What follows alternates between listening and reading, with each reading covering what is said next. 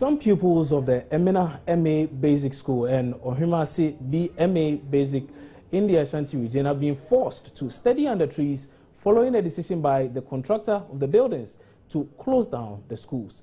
The contractor says he closed down the schools due to government's failure to pay him some 169,000 Ghana cedis for work done.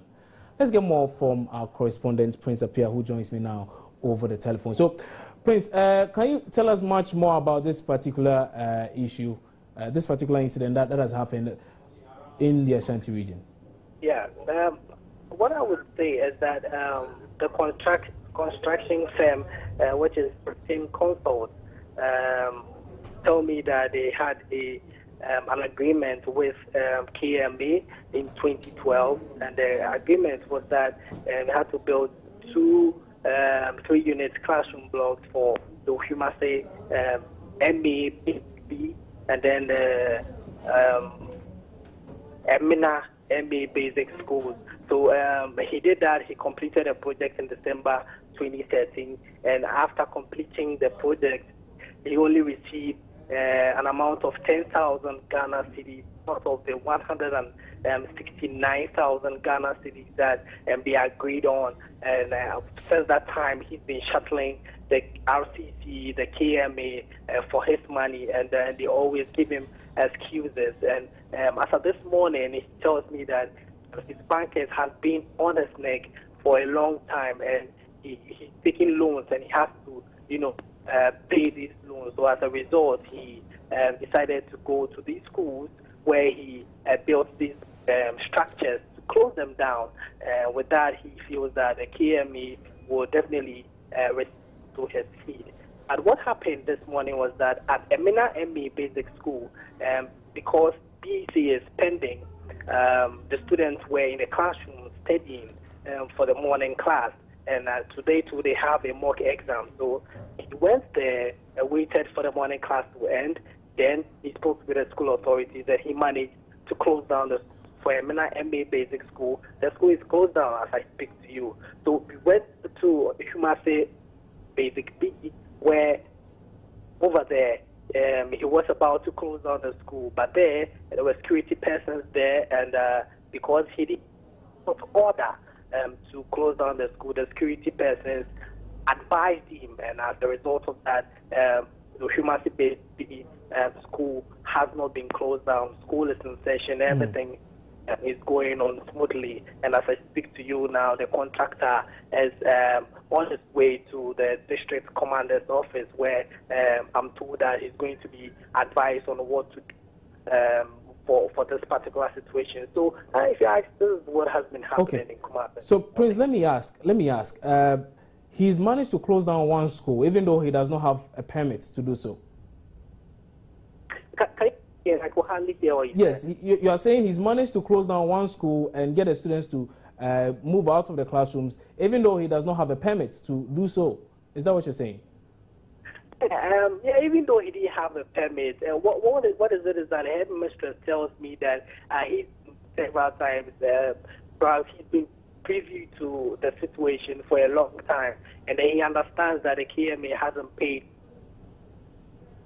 We want them that if the KMA do not come and pay, he would come and close.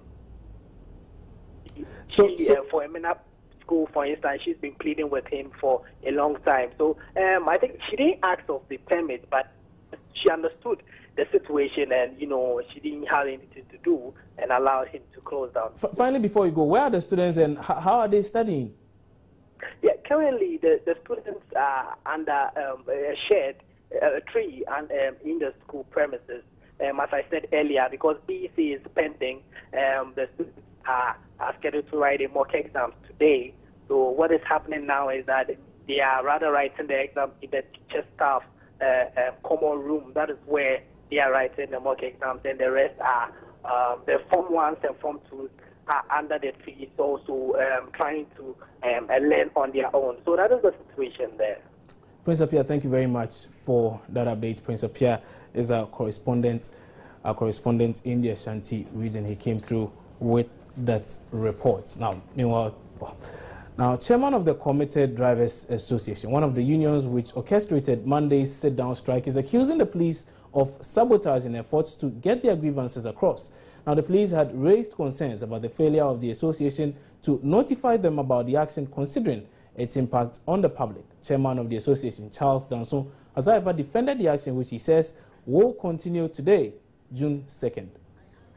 We are protesting for a certain thing, which have to be withdrawn, and you haven't done that, and rather sabotaging what we are doing.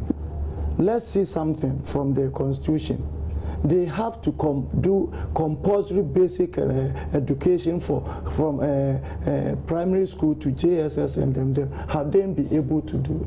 No, because they don't have the resources. Very good. So why are they rushing on drivers' laws? We have freedom of association, freedom of movement. So before they are doing this law, they should have gone to the Registrar General Department to search for all those registered unions. For them to call them on board to make this law. You can't call your friends and then sit down, and your some of the investors to sit down and make a law for people to abide it. There was a 9-year-old boy today who had to walk all the way from Tema to Ashaiman. Don't you have any other way of dealing with it? So it's the DVLA and the police who have caused all this havoc. It's not we, the drivers. Okay, so let's get on the phone lines now and speak to Charles Danso, who is the chairman of the Committed Drivers Association. Mr. Danso, good morning. Thanks for joining us on News Desk. Good morning, sir. Yes, it seems to be the case that your demonstration couldn't come off today, did it? Yeah, that's it. So it did not come off today? No, please, first of all, I'll greet all your viewers and your listeners. I think, is it Joy News? Yes, indeed. This is Joy News. Yeah, you have both radio and TV, isn't it? I see. Yes, we do. But I'm asking, did your strike action come off? Did your demonstration come off? In fact, yesterday we got many calls from some of the station masters and them that. Most of the elderly men have intervened that they are going to make a press conference today, 11 o'clock. So we should hold our peace and then listen to what they will bring, whether they will retract all this we are saying. So we are waiting for them on at 11 o'clock, as they said. And if it didn't yield any fruit for us, we will make it nationwide. What are you expecting to hear from this press conference? In fact, we've raised so many issues and concerns through this strike. So we hope they've heard it all, and they are going to abide it and then retract it, and then we see how possible best we can do it. We were told of a meeting between yourselves and some other driver unions and the DVLA yesterday. Did it come off? And if it did, what came out of the meeting?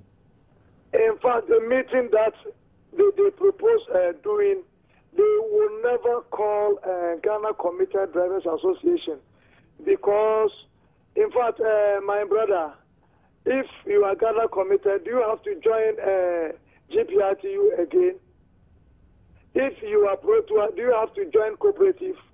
No. They are telling us that we have to join the GPRTU before they invite us to the meeting, which is not so. So what you're saying now is that you were not invited to that meeting? They will invite us and we were not invited. They said they don't know us. But at least, do you know what came up in this meeting? Have you heard from your colleagues in other unions what came up in this particular meeting, and what resolutions were agreed upon? In fact, they said at 11 o'clock this morning they will make a press conference, which we are all waiting to hear what they will bring on board. Well, the press conference is being held by the Transport Ministry. We are told this meeting was between the Driver and Vehicle Licensing Authority and the unions. They are two separate ones, unless, of course, you are speaking of the same thing. First of all, in this case, I don't know how to say it, but they haven't called us. That's the short thing I can say. Okay. So is there a possibility or the tendency for you to go on another demonstration, possibly in a worse form than you've already carried out, once you do not get what you are looking for in this press conference? Sure. There's a huge possibility for us to go nationwide. We know what we are capable of doing, so we can do it within a twinkle of an eye. And if it happens so, it may be maybe 3 days or 1 week. Mr. Danso, thank you very much for your time on Joy News. Now, Charles Danso is the chairman of the Committed Drivers Association.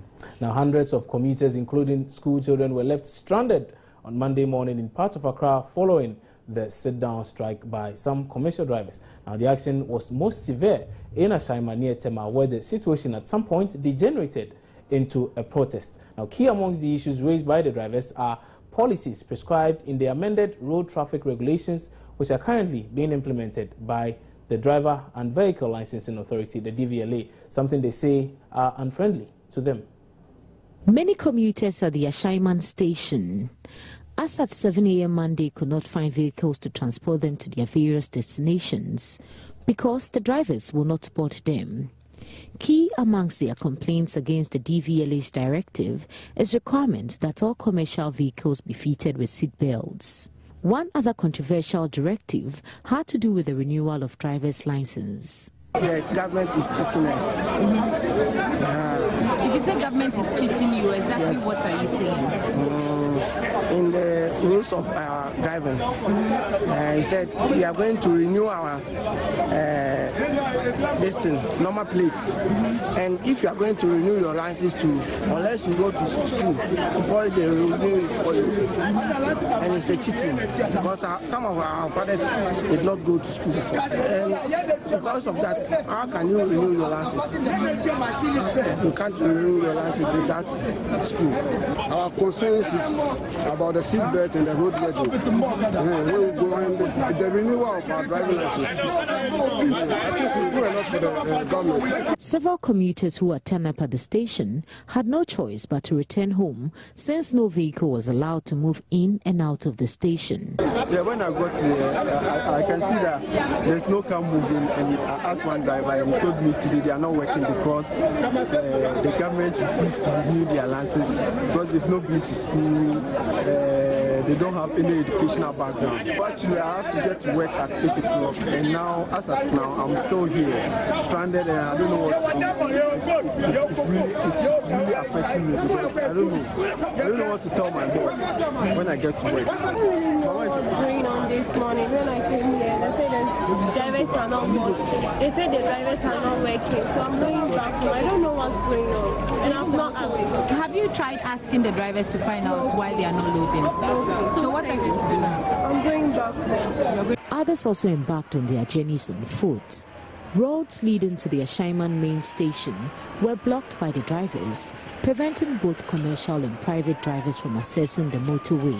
There was a massive traffic build-up as a result until a joint police and military team intervened. Buses operated by public transporter Metro Mass were also stopped from loading by members of the Ashaiman GPRT.